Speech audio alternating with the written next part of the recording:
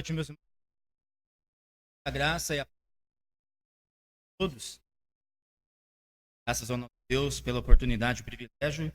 Temos aqui estar presente. Seja e juntos aqui então prestar a nossa adoração e o nosso culto.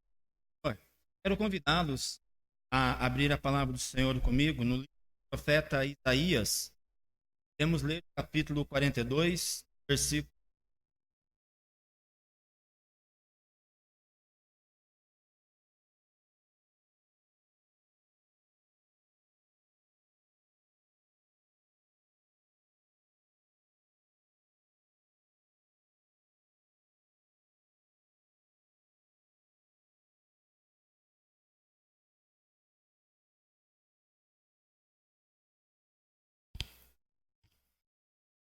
Isaías 42.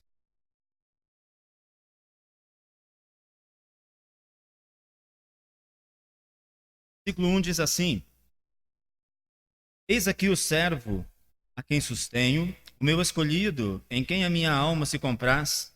Pus sobre ele o meu espírito, e ele promulgará o direito para os gentios. Não clamará, nem gritará, nem fará ouvir a sua voz na praça. Não esmagará a cana quebrada, nem apagará a torcida que fumega. Em verdade, promulgará o direito.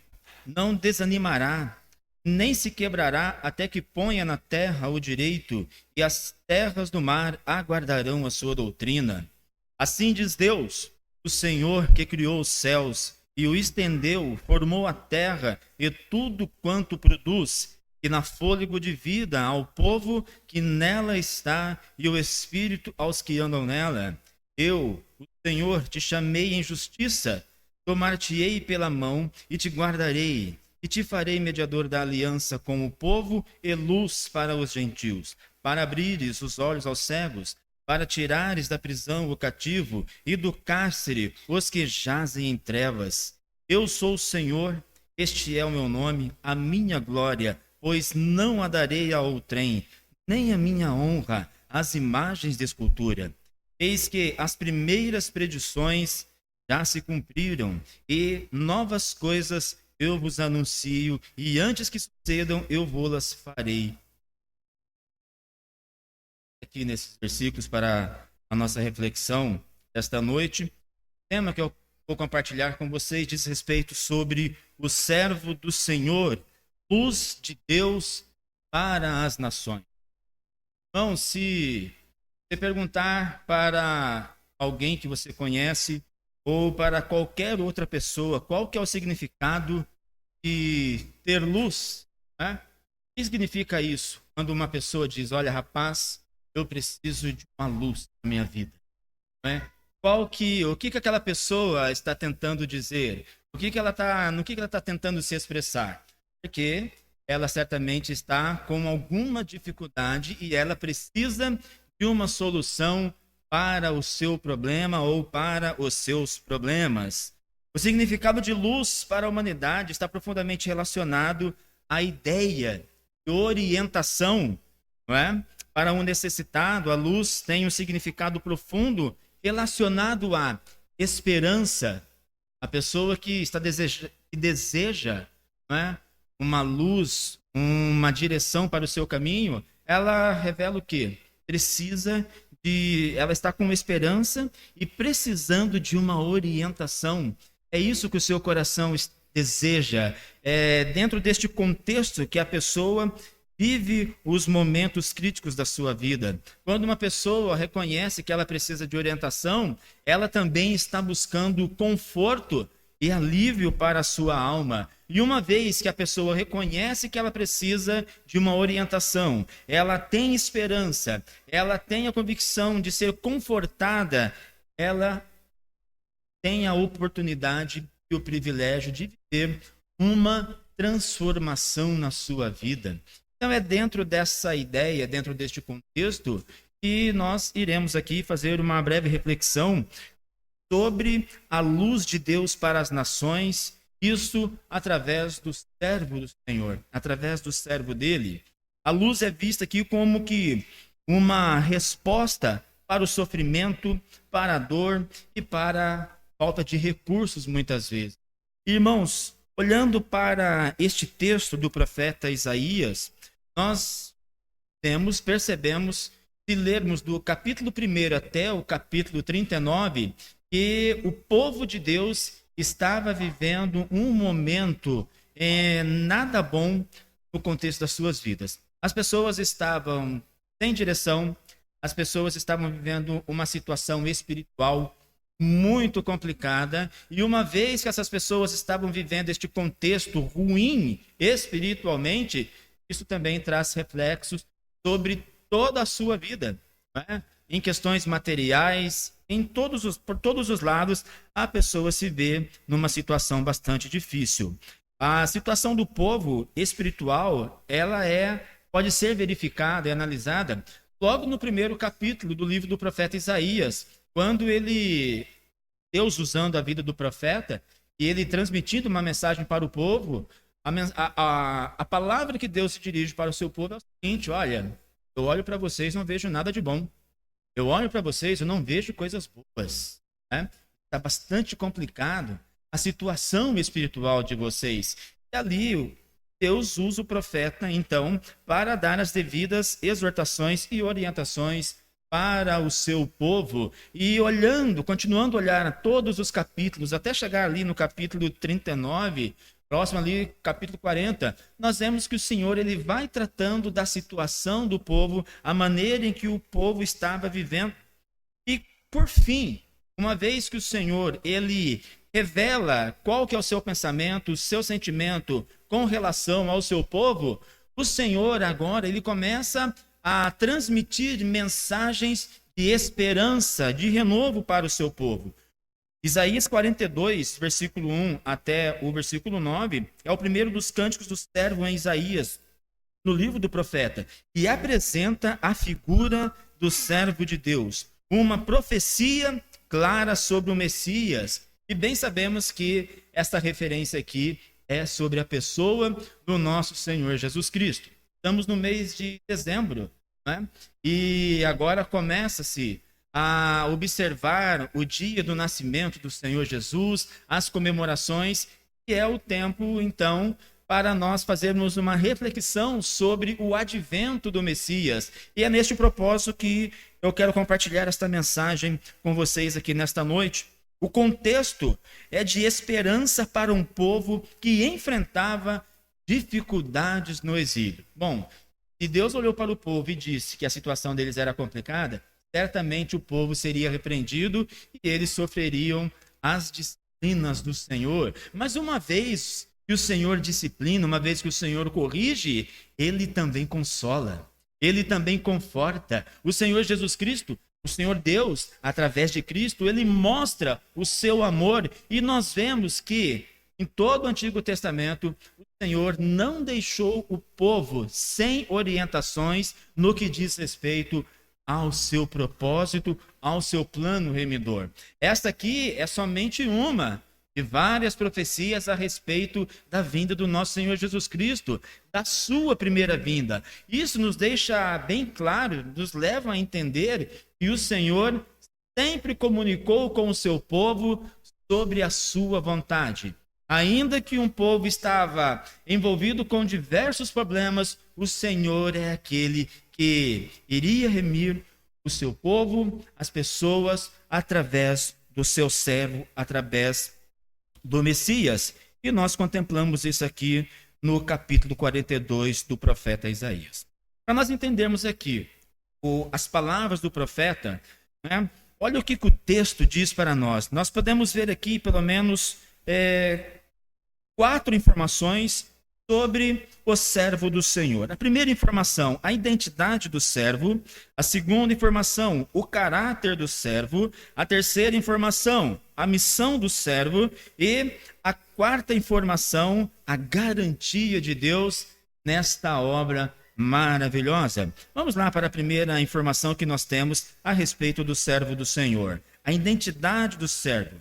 Versículo 1, lemos aqui: eis aqui o meu servo, a quem sustém, o meu escolhido, em quem a minha alma se compraz. Pus sobre ele o meu espírito, e ele promulgará o direito para os gentios. Uma informação que temos aqui neste texto, neste primeiro versículo, é que o Espírito do Senhor é colocado sobre o servo para prepará-lo para o seu ministério. Irmãos, vemos a importância do Espírito Santo na vida dos homens, na vida daqueles que foram escolhidos por Deus para executarem a sua obra e a sua vontade. Quando olhamos para a palavra do Senhor, vemos que através do dom do Espírito, artesãos se tornavam mais eficientes nas suas obras. Uma referência lá em Êxodo capítulo 31, versículo 1 ao 5.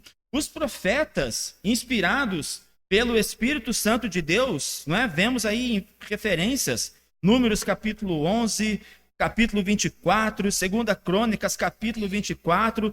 Esses livros mostram para nós o agir do Espírito de Deus sobre a vida dos seus servos, a importância do Espírito de Deus agindo sobre a vida dos seus servos. Os líderes que foram equipados para diversas funções e cargos, contemplamos, né, isso perfeitamente nos livros do Antigo Testamento. O que dizer dos reis, que quando eram ungidos, e então eles tinham a oportunidade de agirem através do Espírito de Deus para governar, né? Vemos isso também lá no livro do profeta Samuel, 1 Samuel, capítulo 11.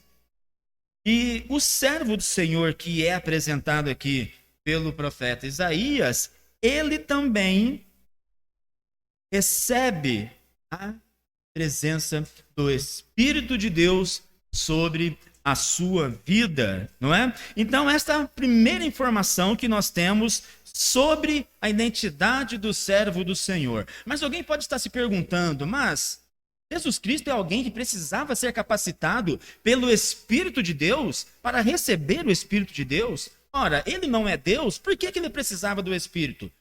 Irmãos, aqui nós entendemos que a obra redentora de Deus envolve a Trindade. Envolve o Pai, o Filho e o Espírito Santo. O texto não nos informa que este servo do Senhor era alguém inferior, mas revela para nós que na obra do Senhor participa Deus Pai, Deus Filho e Deus Espírito Santo. Então essas são as informações primeiras que nós temos sobre o servo do Senhor. Bom, o servo do Senhor, ele seria sustentado por Deus. Isto é, o servo não age por conta própria. Ele é enviado, capacitado, ele é sustentado por Deus.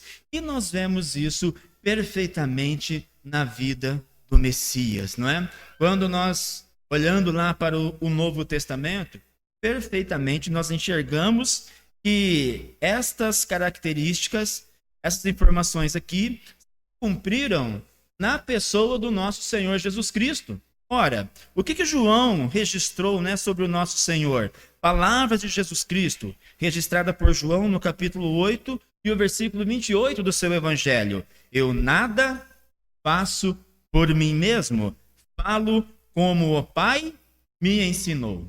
O Senhor Jesus aqui mostra a sua obediência ao Pai. O Senhor Jesus Cristo mostra aqui que ele está inclinado à vontade do Pai, mas vamos lá, reforçando mais uma vez aqui a ideia de que o Senhor Jesus não é alguém inferior a Deus, né? Algumas pessoas pensam assim, né? Quando se fala da Trindade, o primeiro é o Deus Pai, o segundo é o Deus Filho, acho que é um pouquinho menor. O terceiro, o Deus Espírito Santo. Não, eles são iguais, eles são idênticos. O que acontece é que cada um tem a sua responsabilidade na obra redentora de Deus, a redenção da humanidade. E cada um age então conforme aquilo que deve ser feito na salvação dos homens.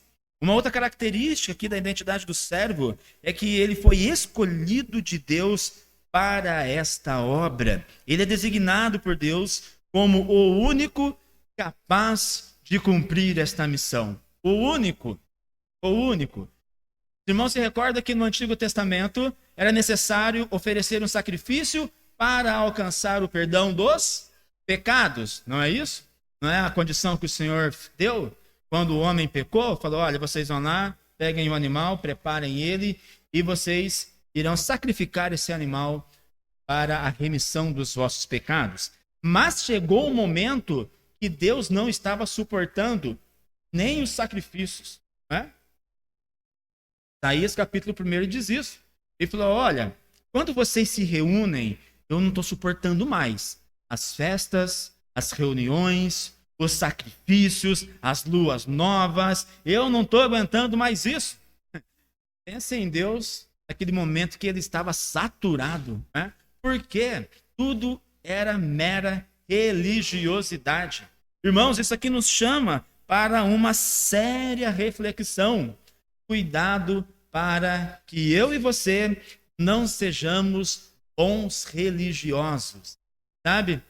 Aquele irmãozinho, aquela irmãzinha, hoje é domingo, eu vou pegar a minha Bíblia, eu vou para a casa do meu Senhor, e essa referência somente no domingo. Não, isto é religiosidade. O Senhor não suporta isso, o Senhor não aguenta isso. Mas o que o Senhor requer de nós? Ele quer que eu e você sigamos o exemplo do Messias. Né? Quando olhamos as características aqui do servo do Senhor, ele foi sustentado, ele foi capacitado, e Deus o sustentou em todo momento com o seu Espírito, nós devemos entender que também somos chamados para viver dentro deste contexto, uma vez que eu e você também somos participantes da obra redentora de Cristo, da obra redentora de Deus. Bom, se o servo do Senhor teve essas características na sua vida,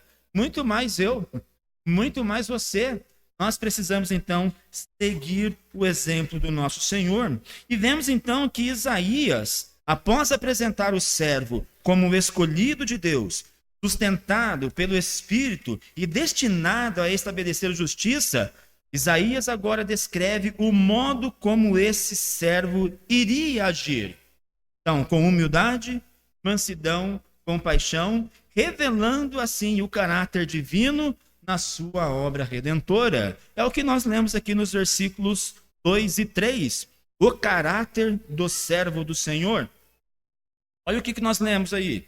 Não clamará, nem gritará, nem fará ouvir a sua voz na praça, não esmagará a cana quebrada, nem apagará o pavio que fumega. Em verdade, promulgará o direito.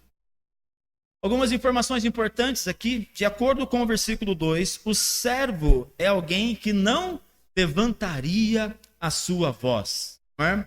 Seria alguém manso, seria ali uma pessoa tranquila. A interpretação colocada sobre essas palavras é que o servo não é alguém que no momento surgiria para condenar as pessoas, mas alguém que iria para transformar a vida daqueles que estavam andando de maneira equivocada. Irmãos, nós contemplamos isso quando alguém chega, alguns homens chegam para Jesus e apresentam aquela mulher pega em adultério. É um texto muito conhecido dos evangelhos, João capítulo 8. E quando aqueles homens ali com pedras, com tudo ali que eles tinham direito para condenar aquela mulher, antes, eles chegam até a presença de Cristo e dizem, Senhor, mestre, tom de ironia, né? Essa mulher foi pega no ato de adultério e segundo a lei de Moisés, ela deve ser apedrejada agora mesmo. Senhor, o que tu dizes? O que o Senhor diz sobre este contexto? Eles estavam tentando colocar Jesus numa situação difícil. E o que o Senhor fez naquele momento? Bom, Deus não é contra o pecado. Deus ele não rejeita, ele não suporta o pecado. Mas naquele momento o servo do Senhor fez o quê? Aquele que está sem pecado, atira a primeira pedra nela. Está liberado. Pode atirar as pedras contra ela. Cada um fez a sua reflexão. Tem pecado? Impossível. Isto não dá para mim. E quando aqueles homens foram deixando as suas pedras, estava somente a mulher e Jesus olha para ela e diz, onde estão os teus acusadores, mulher? E ela diz, Senhor, ninguém me condenou. E Jesus diz para ela, nem eu te condeno. Vai e não peques mais. É claro que isso aqui não é uma condição para eu e você vivermos pecando, acreditando sempre no perdão e na misericórdia do Senhor, pois devemos entender que num determinado momento, o Senhor Jesus Cristo, ele virá para julgar este mundo, ele virá para julgar as ações de toda a humanidade. Mas neste momento aqui, nós temos a informação de que o servo do Senhor agiria com mansidão, com amor e com humildade. Não é? Olha o que nós lemos aqui: não clamará, nem gritará, não esmagará a cana quebrada. Não é? A cana quebrada e o pavio que fumega representam pessoas frágeis e pessoas feridas. Já conversou com uma pessoa machucada nessa vida? Né? E você vai falar com ela e você percebe a situação daquela pessoa. Você pergunta: o que está acontecendo com você? Você parece que não está bem, né? Algum problema, alguma dificuldade? E aquela pessoa diz assim: ó, eu estou moído. Eu estou moído por causa dos meus problemas, por causa dessas dificuldades, né? E aquela pessoa abre esta oportunidade, abre o coração com a esperança, a expectativa de receber alguma informação que possa trazer alívio para as suas vidas, não é? Mas o que acontece, irmãos? Que em diversas situações o homem ele está limitado para resolver os seus próprios problemas e também para resolver o problema dos outros. Mas quando nós olhamos para o servo do Senhor, irmãos, nós vemos que o servo do Senhor, ele não desprezaria os fracos, pelo contrário, ele restauraria estas pessoas, renovando as suas esperanças, renovando as suas expectativas de vida e colocando homens e mulheres caídos em pé novamente na presença do Senhor. Irmãos, se nós pensamos nisso, né, que nós devemos refletir nessas características do servo do Senhor, como ele age, e então, como devem ser as nossas interações também nas mais diversas situações. Por quê? Mais uma vez, tudo aquilo que o servo do Senhor fez, tudo aquilo que está apresentado aqui, nós, irmãos, em diversos pontos devemos seguir o mesmo exemplo, né? No que diz respeito a ser humilde, a não se exaltar contra as pessoas, a sentir compaixão, e assim então nós participarmos da obra do Senhor da maneira que ele deseja.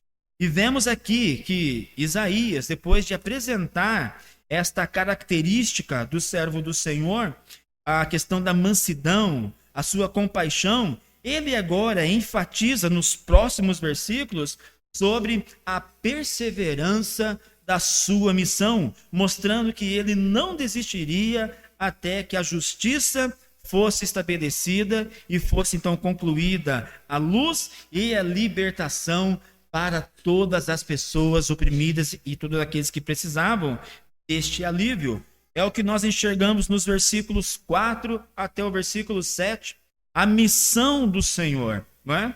E lemos aí, queridos: não desanimará nem se quebrará até que se ponha na terra o direito. Olha o que o servo do Senhor iria fazer: e as terras do mar aguardarão a sua doutrina, não é? Quando olhamos aqui as terras do mar, a referência aqui é para lugares longes, não é? Para lugares longes. Olha o que é o amor de Deus e olha o que é a misericórdia do nosso Senhor. Ele não estava garantindo a vitória, ele não estava garantindo ali a remissão somente para o povo de Israel. Não, somente para aquelas pessoas ali e somente para os judeus. Mas a sua misericórdia, a sua obra, tenderia para além, para lugares distantes, alcançando outros povos, alcançando outras nações. E o texto mostra isso perfeitamente para nós. Olha o versículo 5. Assim diz Deus, o Senhor que criou os céus e o estendeu, formou a terra e tudo quanto produz, que dá fôlego de vida ao povo que nela está e o espírito aos que andam nela. Eu, o Senhor, te chamei em justiça, tomei-te pela mão e te guardarei e te farei mediador da aliança com o povo e luz para os gentios. A misericórdia do Senhor estava contemplando judeus e gentios. A misericórdia do Senhor estava contemplando todos os povos. Deus não estava fazendo a acepção de pessoas. E o que vemos aqui? Que apesar das dificuldades, o servo do Senhor não desistiria em nenhum momento. Irmãos, como que nós contemplamos tudo isso na pessoa do nosso Senhor Jesus Cristo?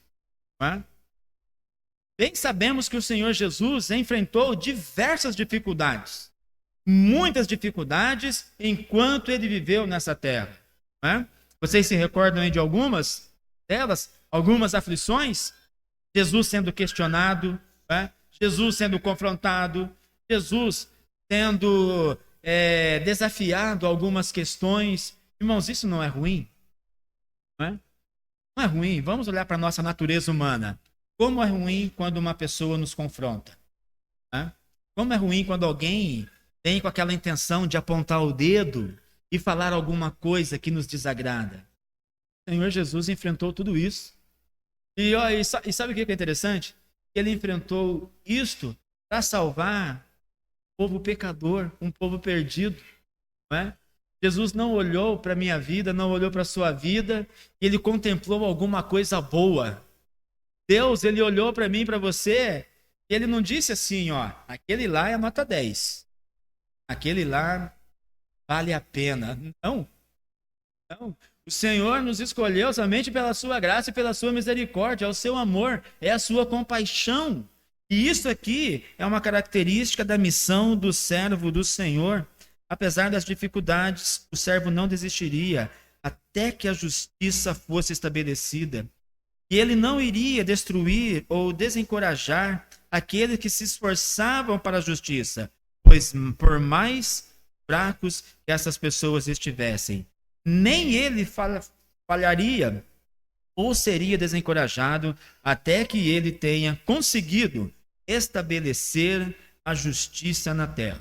E como eu compartilhei com vocês, que a obra do Senhor ela é ampla, ela alcançou as nações. Contemplamos aqui então que a missão do servo do Senhor não se limitaria somente a um país, mas a muitas pessoas. Irmãos, o servo do Senhor ele perseverou em todos os momentos da sua vida aqui nesta terra para que a vontade do Senhor fosse concluída. Irmãos, isso nos faz refletir que eu e você também precisamos ser perseverantes nas nossas missões. Primeiro, para o nosso contexto particular. Não podemos desistir jamais diante das dificuldades da nossa vida. Não podemos baixar a cabeça para nenhuma circunstância. Mas devemos seguir, mas devemos prosseguir, devemos sempre caminhar crendo que o Senhor Deus nos contempla e Ele nos ajuda a vencer todos os nossos desafios. O servo do Senhor, por pior que fossem as situações, por pior que fossem os problemas, ele continuou.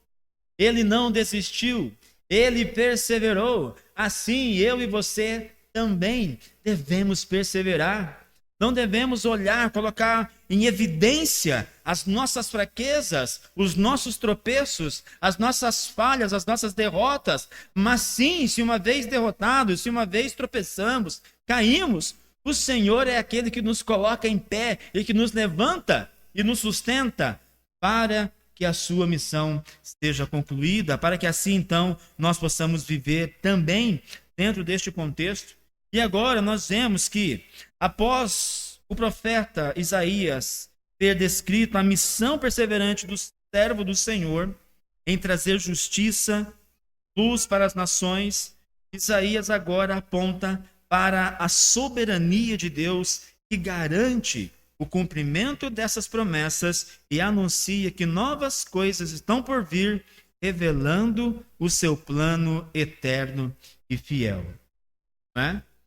O plano do Senhor, na sua obra redentora, não iria restaurar somente a nação de Israel falando aí fisicamente, materialmente, mas o foco aqui principal era a questão espiritual, né? Espiritual. E nós vemos então que o servo do Senhor, ele descreve essa missão, ele cumpriu a sua missão, e o profeta Isaías revela que tudo isso foi possível através da soberania do nosso Deus. Versículos 8 e 9, garantia de Deus. Eu sou o Senhor, este é o meu nome, a minha glória, pois não darei ao trem, nem a minha honra às imagens de escultura.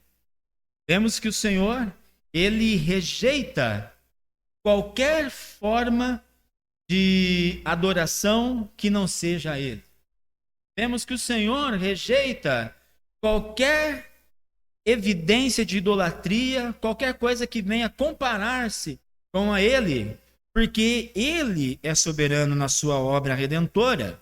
Eis que as primeiras predições já se cumpriram, e novas coisas eu vos anuncio, e antes que sucedam, eu vou-las farei ouvir. Deus afirma a sua soberania e fidelidade para garantir que as suas promessas seriam cumpridas por meio do seu servo. O Senhor garantiu tudo isso. O Senhor garantiu tudo. Irmãos, sempre quando falamos do advento do Messias, é com vistas à redenção humana, a redenção do homem do que diz respeito à queda. Né? E o servo do Senhor, ele concluiu esta tarefa. Né? Ele concluiu. Deus chamou, Deus afirmou a sua soberania. Ele foi fiel nas suas palavras para que a redenção do homem fosse concluída através do servo do Senhor, através do seu servo, através do seu escolhido. Irmãos, isso nos leva a pensar, eu posso confiar na soberania de Deus. Viu? Você pode confiar na soberania de Deus. Se você ler na palavra dele que ele é Deus na sua vida, tenha convicção e certeza de que ele é de fato. Se ele é aquele que garante que jamais desistirá de você, você pode ter certeza que Deus jamais irá desistir. Ele sempre caminhará com você. Ele sempre caminhará comigo. Em algum momento, eu posso falhar. Em algum momento, eu posso até pensar em que não vou ter condições para continuar e concluir a minha jornada. Mas o servo do Senhor vem, segura pelas nossas mãos e nos levanta, e nos faz caminhar, nos faz seguir. Tudo isso nós conseguimos porque o servo do Senhor aqui, apresentado pelo profeta Isaías, ele concluiu tudo isso, ele nos garantiu. Por isso que eu e você podemos glorificar ao Senhor e podemos descansar nele, porque toda esta promessa se cumpriu na pessoa do Filho de Deus, o nosso Senhor Jesus Cristo. Irmãos, dadas essas informações, quais as lições que tiramos, que aplicamos para a nossa vida? Quais as referências que eu e você devemos levar para nossas vidas? O que nós aprendemos com tudo isso que o profeta Isaías escreveu a respeito do servo do Senhor? Bom, primeiro, devemos sempre entender que Isaías capítulo 42, versículo 1 a 9, aponta com toda certeza e convicção para o servo do Senhor que no Novo Testamento é identificado perfeitamente, sem sombra de dúvidas, com o nosso Senhor Jesus Cristo, o seu próprio Filho. Jesus, ele é o servo escolhido e o amado por Deus. E nós temos a convicção e certeza disso. Ora, Isaías capítulo 42, versículo 1, não disse isso? Eis aqui o meu servo, a quem sustenho, o meu escolhido, em quem a minha alma se compraz, em quem a minha alma tem prazer nele. Olha o que Mateus capítulo 3, versículo 17 nos diz. Este é o meu filho amado, em quem eu me compraz. Não é? Olha a confirmação da palavra do Senhor. O profeta Isaías, muitos anos, centenas de anos antes do nosso Senhor Jesus Cristo nascer, ele trouxe características, referências do servo do Senhor. E quando Jesus começa então a sua missão redentora, nós vemos que ele indo lá para ser batizado por João Batista, o que se contempla ali? O Senhor Jesus Cristo indo até as águas, o Espírito Santo descendo sobre ele como uma pomba, e o Pai, a voz do Pai dizendo: este é o meu filho em quem eu me agrado, em quem eu tenho prazer. Irmãos, devemos refletir sempre que Jesus é o servo escolhido para realizar o plano da salvação. Irmãos, nós devemos confiar na obra perfeita de Cristo. Viu? Devemos confiar na obra perfeita de Cristo. Às vezes, alguns cristãos, eles apresentam alguma dúvida. Se são salvos, se são regenerados, se são eleitos, se são escolhidos. Algumas dúvidas surgem, não é? Algumas pessoas ficam como que em alguns momentos da sua vida, né, começa a contemplar as suas dificuldades, as suas fraquezas, e começam a surgir os porquês da vida. Será que eu sou de fato amado do meu Senhor? Sim, querido. Você pode ter certeza, sim, da salvação que Cristo garantiu na sua vida. Viu? Eu e você temos momentos de fraqueza, sim, estamos sujeitos a isso. Mas sabe como que você pode ter convicção da tua salvação? É que você não consegue sair para este mundo para viver a sua própria vontade. Você não consegue mais.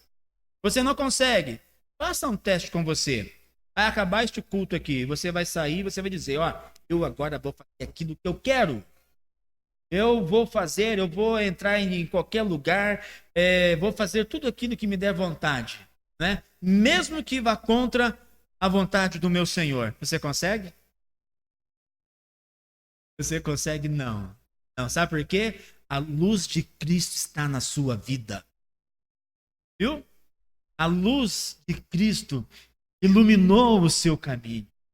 A luz do Senhor, o servo do Senhor, iluminou a trajetória da sua vida, e você pode caminhar seguro que o Senhor está com você e Deus lhe ama.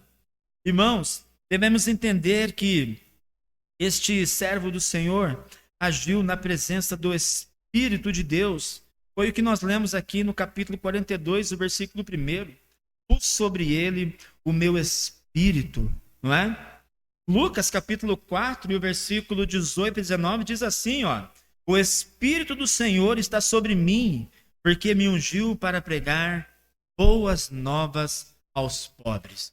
Senhor Jesus Cristo declarando isso, né? O Espírito do Senhor está sobre a minha vida. Isso é, o Senhor Jesus Cristo não estava agindo sozinho na obra redentora. Como eu disse aqui no início da mensagem, o Senhor Jesus Cristo estava agindo em unidade com o Pai, em unidade com o Espírito de Deus. E aplicamos para a nossa vida que Jesus, cheio do Espírito de Deus, cheio do Espírito Santo, trouxe justiça e salvação para todas as nações.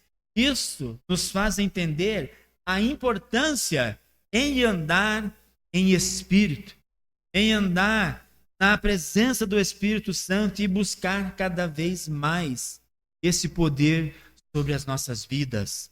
Não seja vazio do Espírito Santo. Não seja.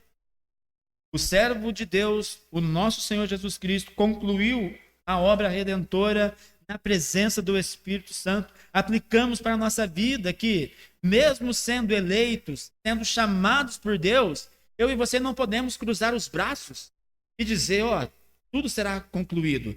Não, precisamos buscar, precisamos caminhar conforme é o desejo do nosso Senhor. Terceira aplicação aqui para a nossa vida, a humildade e a compassividade do nosso Senhor.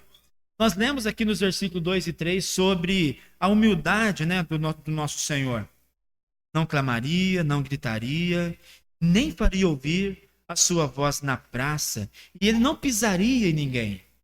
Ele não viria alguém caído e ele terminaria ali, ele pisaria mais e mais naquela pessoa, causando sofrimento. Pelo contrário, não é? Nós vemos o nosso Senhor Jesus Cristo um dia ensinando os seus discípulos e as pessoas que estavam à sua volta, e ele fez um convite: olha, vinde a mim todos que estão cansados. Vinde a mim todos os que estão oprimidos. Aprendam de mim que sou manso. Aprendam de mim que sou humilde. Eu sou humilde, eu sou manso.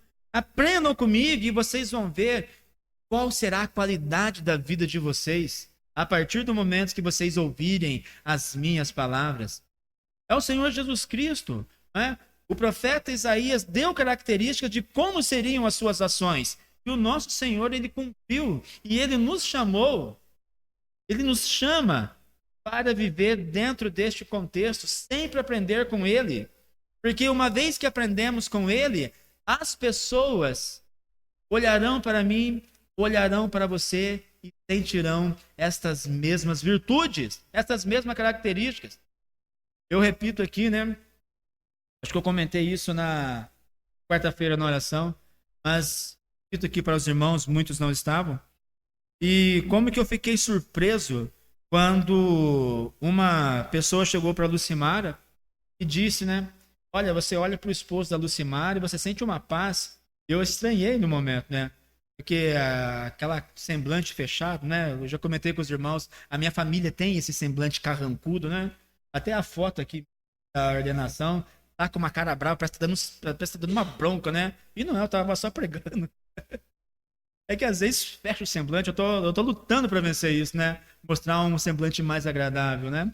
Mas mesmo assim, alguém disse, olha, ele transmite uma paz, e eu fiquei feliz, mas fiquei meio na dúvida.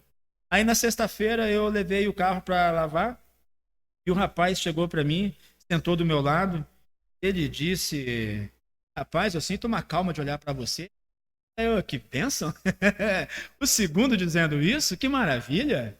Eu com essa cara brava, essa cara feia, a pessoa falando isso. Irmão, fiquei tão feliz com aquilo. Mas por quê? Porque eu sou um cara legal, eu sou aquele cara bacana? Não! É a presença do Espírito Santo na minha vida.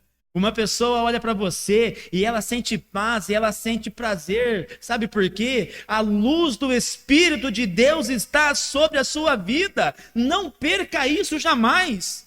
Não perca isso, minha irmã, não perca isso, meu irmão. Por mais fraco que você seja, não perca isso, porque é a maior dádiva que Deus concedeu para a minha vida e concedeu para a sua. E é isso que nos mantém em pé na presença do nosso Senhor. Quarta aplicação para a nossa vida: Jesus é a esperança das nações. Isso foi dito pelo profeta Isaías no versículo 4. As ilhas aguardarão a sua lei. O cumprimento está lá em Mateus 12, 21. Em seu nome as nações porão a sua esperança. Irmãos, como é prazeroso vermos as promessas do Senhor no Antigo Testamento e nós contemplarmos o seu cumprimento na vida e na obra do nosso Senhor Jesus Cristo. Você pode pegar qualquer referência sobre o advento do Messias, ele vai se cumprir lá no Novo Testamento. Nenhuma cai por terra, porque a palavra do Senhor, uma vez lançada, ela não volta vazia. Jamais. Esse é o nosso Deus soberano. E o último ponto aqui a compartilhar com vocês para a nossa aplicação: Cristo, o mediador da nova aliança. Isso aqui é a confirmação de que ele é o mediador entre mim e Deus, entre você e o nosso Senhor. Versículo 6. Eu, o Senhor, te chamei em justiça, tomar-te-ei pela mão, guardarei-te-ei e te farei mediador da aliança com o meu povo. Isaías apresenta o servo como mediador da aliança de Deus com o seu povo, papel cumprido perfeitamente em Jesus Cristo. Olha o que Hebreus capítulo 9, versículo 15 nos diz. Por isso mesmo, ele é o mediador da nova aliança. Olha a confirmação da palavra. Ele, Jesus Cristo, é o mediador da nova aliança, a fim de que, intervindo a morte para a remissão das transgressões que havia sobre a primeira aliança, recebam a promessa da herança eterna os que têm sido chamados. Glória a Deus. Graças a Deus por isso. Jesus nos garante acesso a Deus por meio da sua morte, por meio da sua ressurreição. Quem que pode derrotar você? Seu inimigo? Quem que pode derrotar você? Se é Cristo que fez uma aliança contigo. Deus fez uma aliança contigo por meio da obra redentora de Cristo. Quem é que pode derrubar você?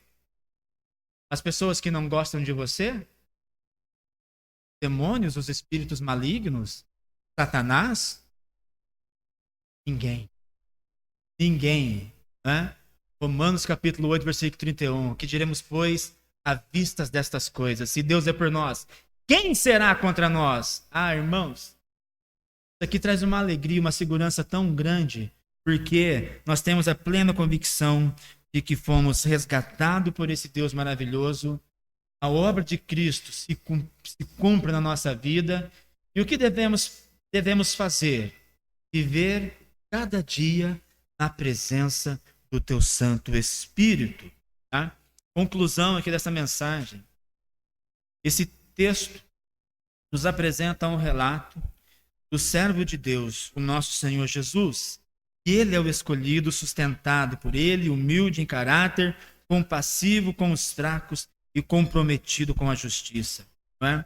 Estamos vivendo como servos que refletem o caráter da missão de Cristo. E por algum momento temos sido falhos. O Senhor é aquele que nos abençoa e nos faz, eu e você, possamos seguir segundo a vontade do nosso Senhor. Vamos orar neste momento, agradecer a Deus por esta palavra, por esta mensagem.